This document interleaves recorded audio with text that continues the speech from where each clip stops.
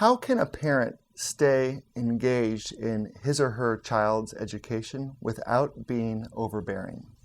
I think my experience with my sons has taught me to question what is my ultimate goal for my children.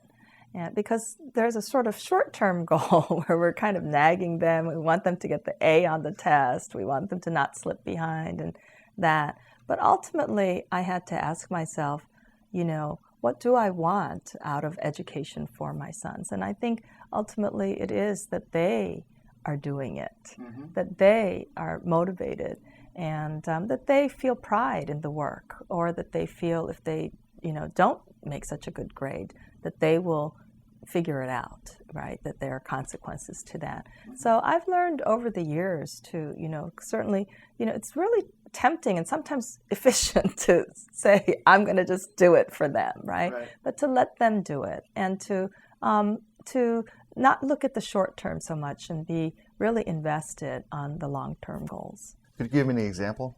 I think an example is, nowadays that my son is in high school. He doesn't really want to share his work so much with me anymore. But when they were younger, when he would write a paper, he